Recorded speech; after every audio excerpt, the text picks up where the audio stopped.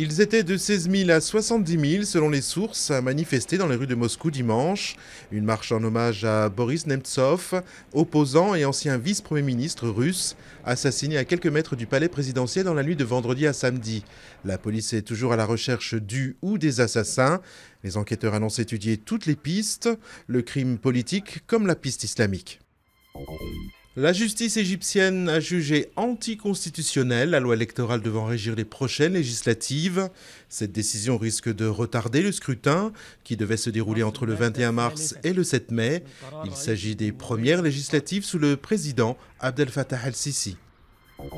Le Front National et l'UMP associés à l'UDI arrivent à égalité avec 29% départemental des 22 et 29 mars, selon un sondage IFOP pour le journal du dimanche.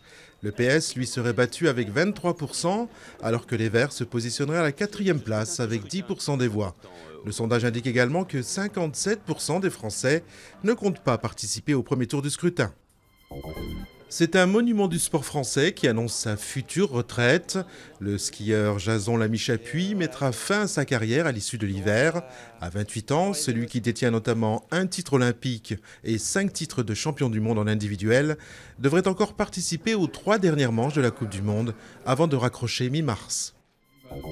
10 jours après le début du carnaval, Rio de Janeiro a ouvert samedi les festivités des 450 ans de sa fondation, le 1er mars 1565. Un concert en plein air a été organisé, réunissant 21 des plus grands noms de la musique populaire et de la samba. La ville illuminera aussi pendant tout le mois ses monuments en bleu.